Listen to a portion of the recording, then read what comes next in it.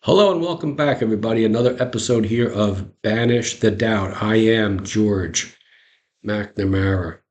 In this video, what I want to talk about is your perception of yourself, the belief and definition, and the assumptions you have about who you are and where you are at. You know, before the band The Beatles became widely considered as the greatest rock band of all time, before they became that, playing in little taverns over in England, the four members of Ringo Starr, George Harrison, John Lennon, and Paul McCartney, after each show, John Lennon might ask Ringo Starr, "Hey Ringo, where are we going?" Ringo Starr might ask Paul McCartney, "Hey Paul, where are we going?" Paul McCartney might ask George Harrison, "Hey George, where are we going?" And each time they asked that question, they asked each other after every show, the answer always was to the top of the mountain, to the top of the mountain. They had the vision. They had the I am awareness. They didn't live their life concerned about what others thought of them. They knew who they were. They were the Beatles. They were the greatest rock band on the planet in their mind, way before television found them, and but they were there. They drew that. They bent reality into their favor. They drew that to them. You see, Les Brown, as he gave this quote here, he said, he's one of his famous quotes is, "You've got to be hungry." Another famous quote of his is, "It's not over until I win." It's a mindset. It's a mindset that says, I am this. I am that. I already am this person right now. And he said, people that are hungry are willing to do what others won't do in order to have tomorrow what others won't have. Now, it's not about material things or what have you. It's this knowing. It's knowing that if you have this vision of yourself, this awareness of yourself, this consciousness that I only am in this moment, there is only this moment. And in this moment, I am living that life. I am that person. If you have that and you're willing to put, like he said, put in the work on yourself. I also heard, I think it was Jim Rome said, if you were to work twice as hard on yourself as you do at your job, life would be completely different. And this is what these men refer to as the work. It's the work on ourselves, on being acutely aware of how we think and how we talk to ourselves. You've heard me say in other videos, Jesus said, the only temple that I can be found in is not made, will not be made of human hands. It's here and here. It's here. The Father within me dwelleth within. I and my Father are one, but my Father is greater than I. He's referring to that higher consciousness, that awareness. Okay? So, we'll continue.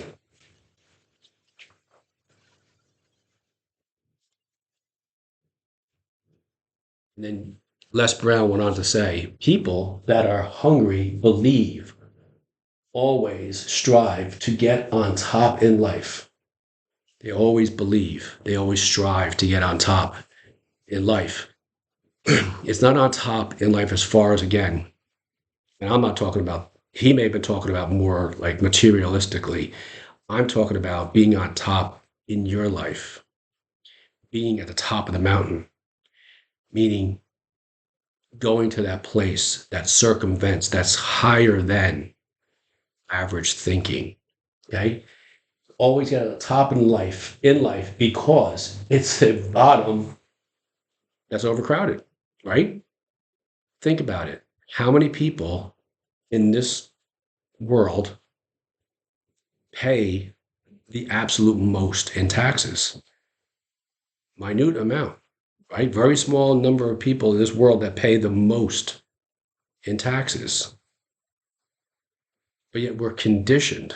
We are programmed, excuse me, we are programmed to be in that area that's overcrowded, that bottom, just over broke. We have a job. I'm not saying you should go to your job tomorrow and quit, but Jim Rome said very, very famously, the mindset is I work full time at my job. And I'll listen to this, but I'm working part time on my fortune. The fortune's in here. The kingdom is in here. The treasure is within you. Greatness, that hunger is within you. Unleash it. Learn how to unleash it. Learn how to say, I am working 2 to 3 times as hard on myself as I do at my job. Because at my job,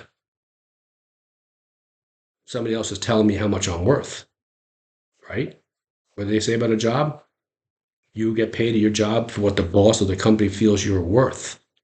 Well, who says how much you're worth? How about, oh, don't you have a vote in this? Right? Isn't it time that you start saying, I'm going to say how much I'm worth, and I am that.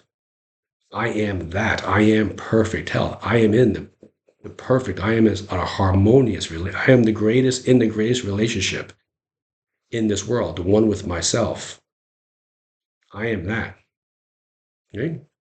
If you do what is easy, your life will be hard.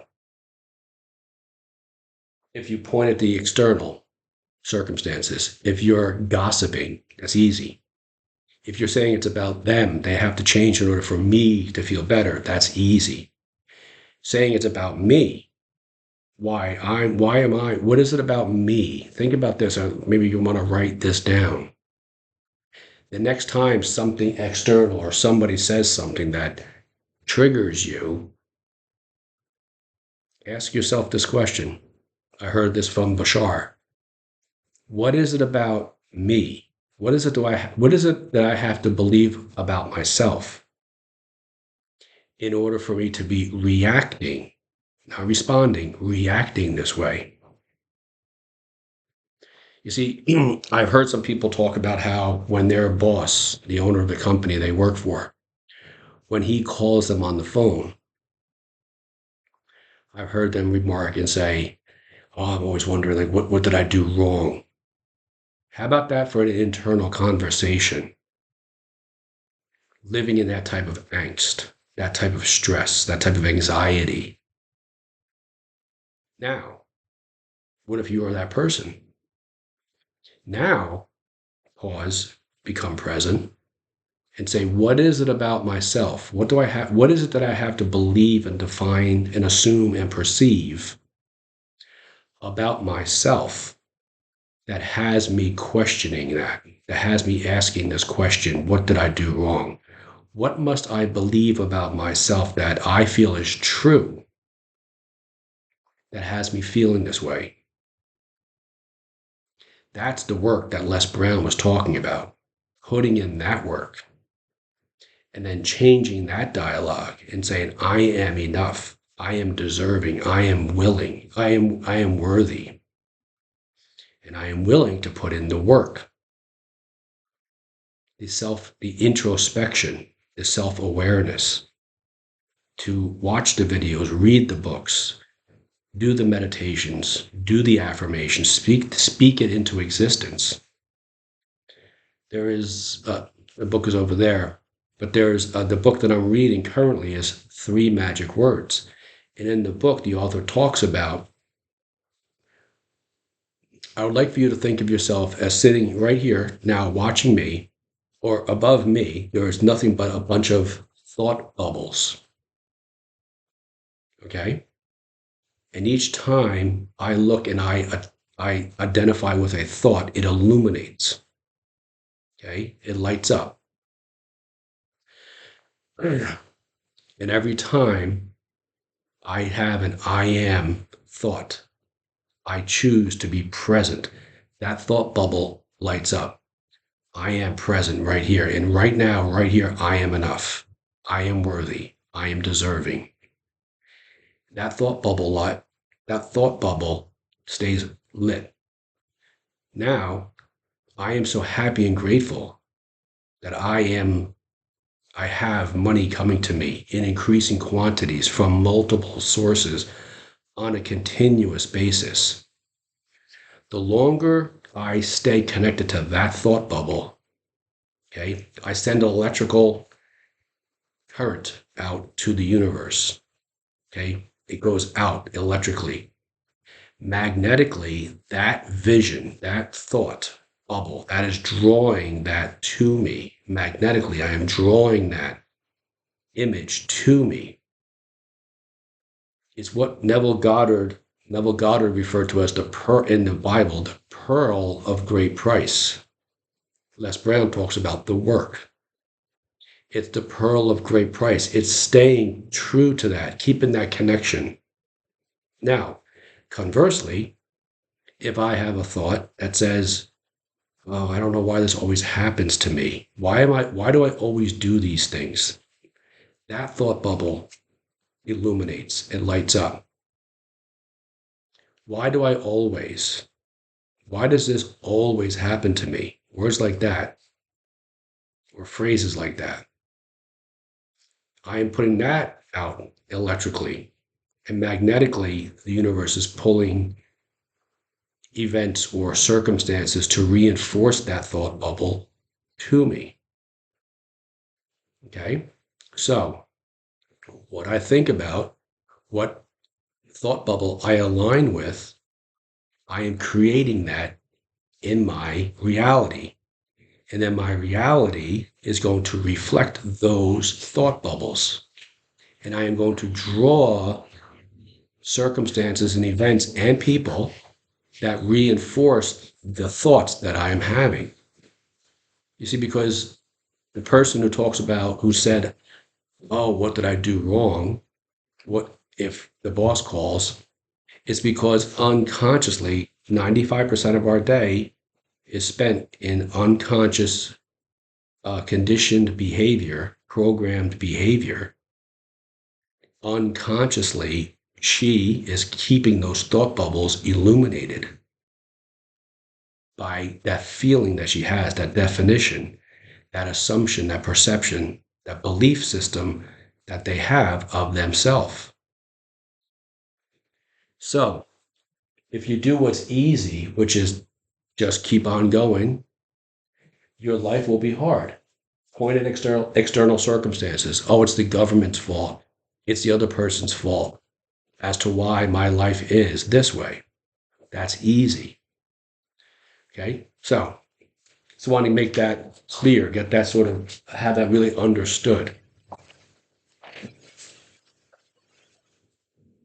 Now, my question to you is, my question is, now that we've established about these thought bubbles, what is it that you love to do? Think about that for a second. If tomorrow you could wake up, not a care in the world, you won the lottery, okay? But you get to do something for the rest of your life. Money is not an issue. What is it that you love to do?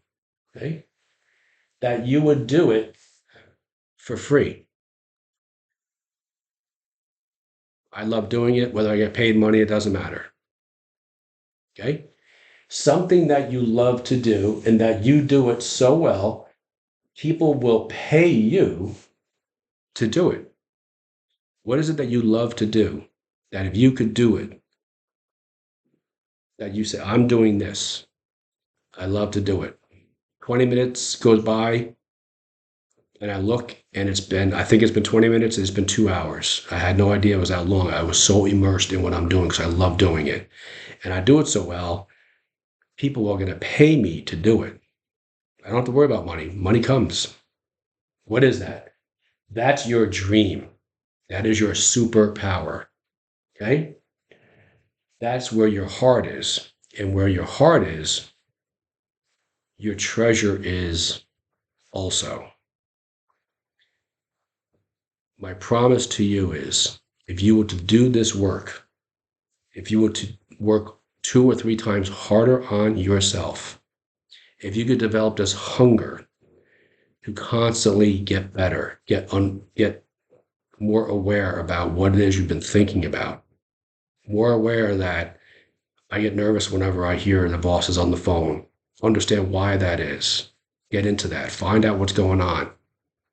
And then change that. And then say, I'm going to focus on who I am.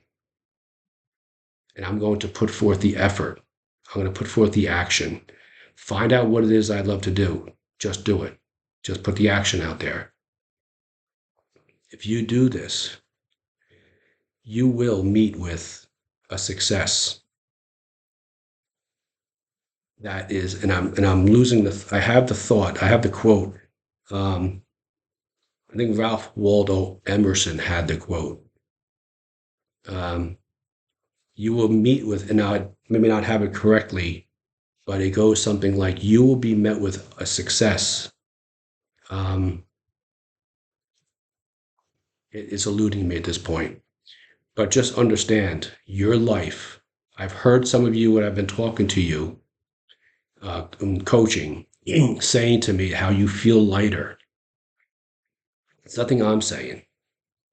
I'm just illuminating those thought bubbles, and you're connecting with them. That's why you feel lighter, because you're becoming into tune. You're tuning into, like a radio frequency, more of who you are. You're awakening that greatness within you that's been lying dormant. That's like, we're here in America, and the part of America that I'm in, we're in the winter months. We're starting to go into the spring months. Think of your greatness. Think of whatever it is that you love to do, that you would do for free, as the bud inside the seed that is getting ready to germinate now. We're going into the spring season. It's going to burst open. It's going to germinate. Feed that. Feed that so it goes into the beautiful rose that is already there. Have a great day.